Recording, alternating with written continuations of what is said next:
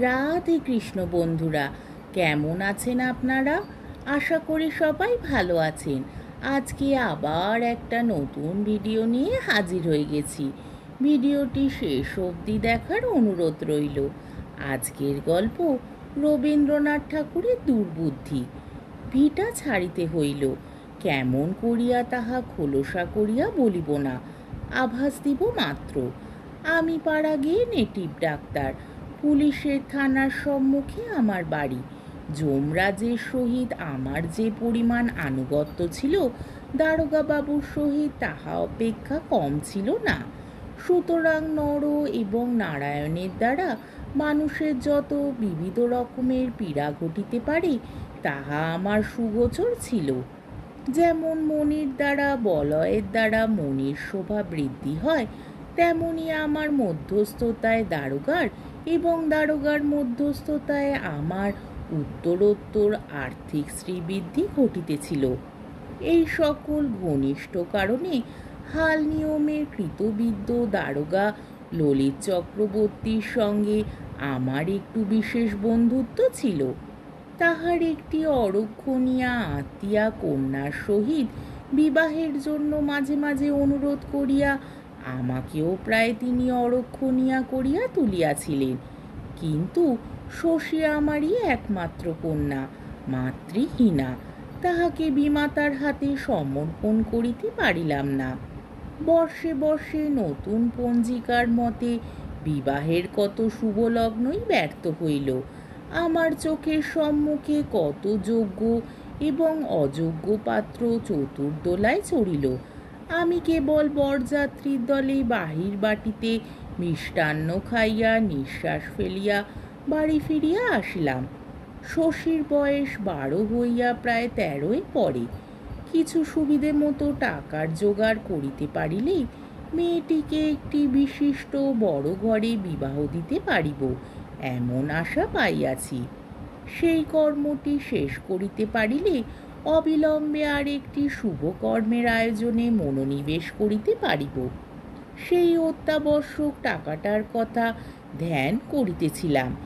এমন সময় তুলসীপাড়ার হরিনাথ মজুমদার আসিয়া আমার পায়ে ধরিয়া কাঁদিয়া পড়িল।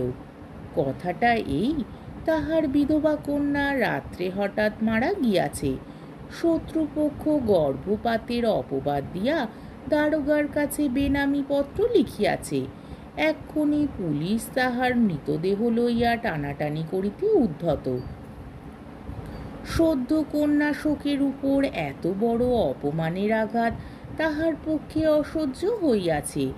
আমি ডাক্তারও বটে, দারোগার বন্ধুও বটে, কোনো মতে উদ্ধার করিতে হইবে।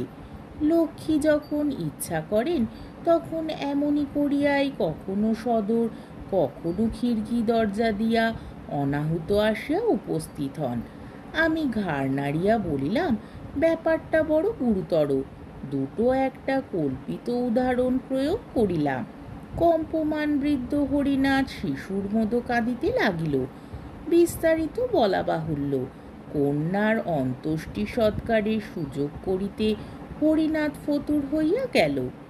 আমার কন্যা শশী করুণ স্বরে আসিয়া জিজ্ঞাসা করিল, বাবা, ওই বুড়ো তোমার পায়ে ধরিয়া কেন অমন করিয়া কাঁদিতেছিল? আমি তাহাকে ধমক দিয়া বলিলাম, যা যা, তোর এত খবরে দরকার কি? এইবার সৎপাত্রে কন্যাদানের পর সুপ্রশস্ত হইল। বিবাহের দিন স্থির হইয়া গেল। একমাত্র কন্যার বিবাহ। ভোজের আয়োজন প্রচুর করিলাম। বাড়িতে গৃহিণী নাই। প্রতিবেশীরা দয়া করিয়া আমাকে সহ্য করিতে আসিল। সর্বশান্ত কৃতজ্ঞ হরিনাথ দিন রাত্রি খাটিতে লাগিল। গায়ে হলুদের দিনে রাত 3টার সময় হঠাৎ শশীকে ওলা উঠায় ধরিল। রোগ উত্তরোত্তর কঠিন হইয়া উঠিতে লাগিল। অনেক চেষ্টার পর নিষ্ফল ঔষধের শিশিগুলো ভূতলে ফেলিয়া ছুটিয়া গিয়া হরিনাথের পা জড়াইয়া ধরিলাম। কহিলাম, মাপ করো দাদা, এই পাষণ্ডকে মাপ করো। আমার একমাত্র কন্যা, আমার আর কেহ নাই। হরিনাথ শশব্যস্ত হইয়া কহিল, ডাক্তারবাবু করেন কি? আপনার কাছে আমি চিরঋণী, আমার পায়ে হাত দিবেন না। আমি কহিলাম, নিরাপরাধে আমি তোমার সর্বনাশ করিয়াছি, সেই পাপে আমার কন্যা মরিতেছে। এই বলিয়া সর্বলোকের সম্মুখে আমি চিৎকার করিয়া বলিলাম, ওগো, আমি এই বৃদ্ধের সর্বনাশ করিয়াছি, আমি তাহার দণ্ড লইতেছি, ভগবান আমার শশীকে রক্ষা করুন। বলিয়া হরিনাথে চটি জুতা খুলিয়া লইয়া নিজের মাথায় মারিতে লাগিলাম। বৃদ্ধ ব্যস্ত সমস্ত হইয়া আমার হাত হইতে জুতা কাড়িয়া লইল। পরদিন 10টা বেলায় গায়ে হলুদের হরিদ্রা চিহ্ন লইয়া শশীও সংসার হইতে চিরবিদায় গ্রহণ করিল। তাহার পর দিনেই দারোগাবাবু কহিলেন, ওহে, আর কেন, এইবার বিবাহ করিয়া ফেলো, দেখাশুনোর তো একজন লোক চাই। মানুষের মর্মান্তিক দুঃখ শোকের প্রতি এরূপ নিষ্ঠুর অশ্রদ্ধা শয়তানকেও শোভা পায় না। কিন্তু নানা ঘটনায় দারোগার কাছে এমন মনুষ্যত্বের পরিচয় দিয়াছিলাম যে কোনো কথা বলিবার মুখ ছিল না। দারোগার বন্ধুত্ব সেই দিন যেন আমাকে চাবুক মারিয়া অপমান করিল। হৃদয় যতই ব্যথিত থাক, কর্মচক্র চলিতেই থাকে। আগেকার মতোই ক্ষুধার আহার, পরিধানের বস্ত্র, এমনকি চুলার কাষ্ঠ এবং জুতার ফিতা পর্যন্ত পরিপূর্ণ উদ্যমে নিয়মিত সংগ্রহ করিয়া ফিরিতে হয়। কাজের অবকাশে যখন একলা ঘরে আসিয়া বসিয়া থাকি, তখন মাঝে মাঝে কানে সেই করুণ কণ্ঠের প্রশ্ন বাজিতে থাকে, বাবা, ওই বুড়ো তোমার পায়ে ধরিয়া কেন অমন করিয়া কাঁদিতেছিল? দরিদ্র হরিনাথের জীর্ণ ঘর নিজের ব্যয় ছাইয়া দিলাম, আমার দুগ্ধবতী গাভীটি তাহাকে দান করিলাম, তাহার বন্ধকি জোতজমা মহাজনের হাত হইতে উদ্ধার করিয়া দিলাম। কিছুদিন সদ্য শোকের দুঃসহ বেদনায় নির্জন সন্ধ্যায় এবং অনিদ্র রাত্রে কেবলই মনে হইত, আমার কোমল হৃদয়া মেয়েটি সংসার লীলা শেষ করিয়াও তাহার বাপের নিষ্ঠুর দুষ্কর্মে পরলোকে কোনো মতে শান্তি পাইতেছে না। সে যেন ব্যথিত হইয়া কেবলই আমাকে প্রশ্ন করিয়া ফিরিতেছে, বাবা, কেন এমন করিলে? কিছুদিন এমনই হইয়াছিল। গরিবের চিকিৎসা করিয়া টাকার জন্য তাগিদ করিতে পারিতাম না। কোনো ছোট মেয়ের ব্যামো হইলে মন হইত আমার শশী যেন পল্লীর সমস্ত রুগ্না বালিকার মধ্যে রোগ ভোগ করিতেছে। তখন পুরা বর্ষায় পল্লী ভাসিয়া গেছে। ধানের ক্ষেত এবং গৃহের অঙ্গন স্পর্শ দিয়া নৌকায় করিয়া ফিরিতে হয়। ভোর রাত্রি হইতে বৃষ্টি শুরু হইয়াছে, এখনো বিরাম নাই। জমিদারের কাছারি বাড়ি হইতে আমার ডাক পড়িয়াছে।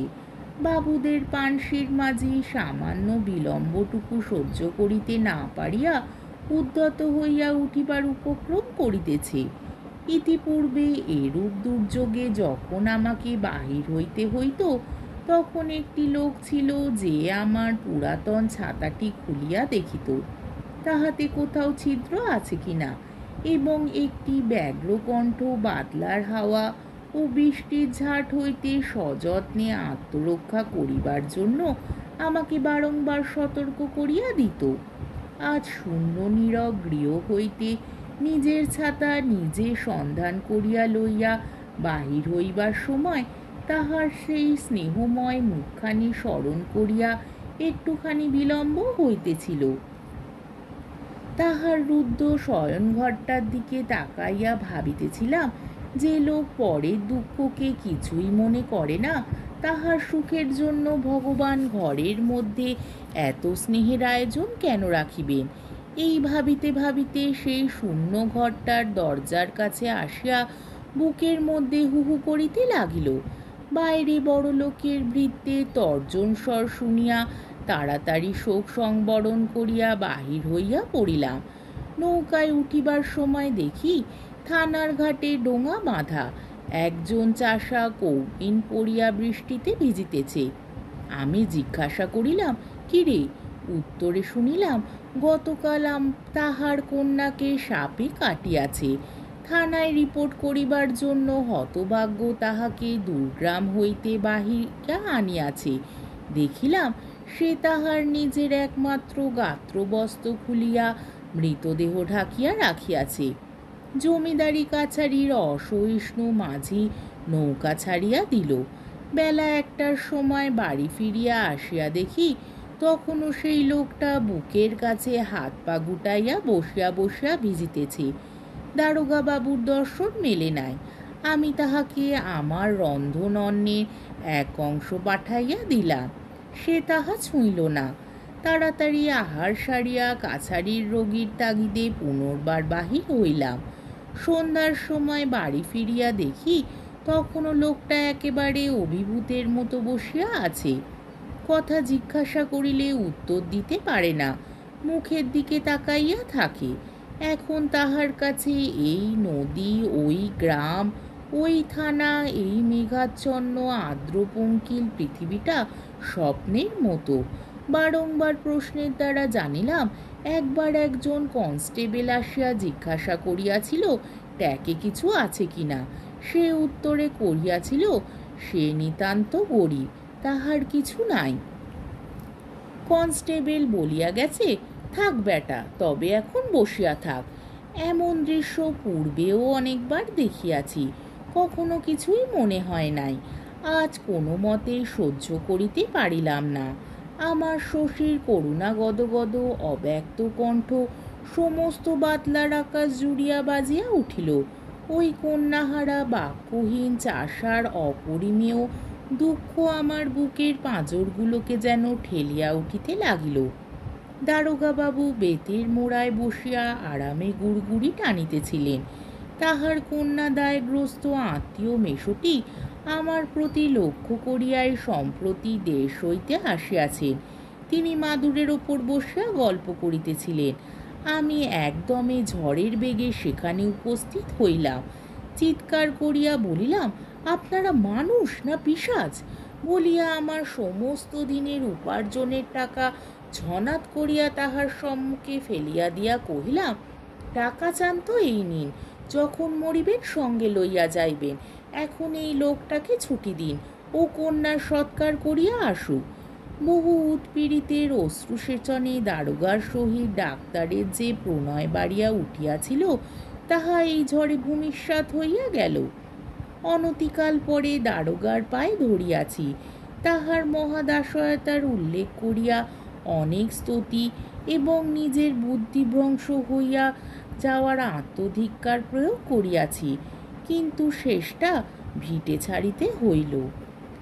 আজকের গল্পটি এখানেই শেষ হলো। আমার ভিডিওটি যদি আপনাদের ভালো লেগে থাকে তাহলে আমাকে কমেন্টের মাধ্যমে আপনাদের মূল্যবান মতামত অবশ্যই জানাবেন এবং আমার ভিডিওটিকে লাইক ও শেয়ার করার ও আমার চ্যানেলটিকে সাবস্ক্রাইব করারও অনুরোধ রইল। তাহলে আজকের ভিডিওটা এই অবধি। পরের দিন আবার অন্য কোনো গল্প নিয়ে হাজির হয়ে যাব। ততক্ষণ পর্যন্ত আপনারা সবাই ভালো থাকবেন, সুস্থ থাকবেন, সাবধানে থাকবেন এবং আমার ভিডিওটি দেখতে থাকবেন। তাহলে আজকে আসি। রাধে কৃষ্ণ।